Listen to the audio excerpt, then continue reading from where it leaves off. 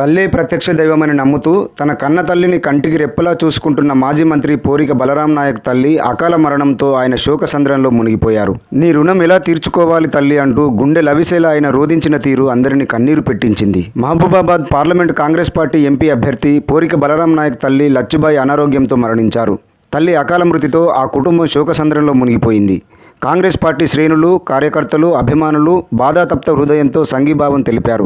Congress party MP అభ్యర్థి బలరాం నాయక్ వారి తల్లి లక్ష్మీబాయి అనారోగ్యంతో మరణించగా B Ashok garu chief engineering railway officer వారి కుటుంబ సభ్యులను పరామర్శించి వారికి ఘనంగా నివాళులు అర్పించారు.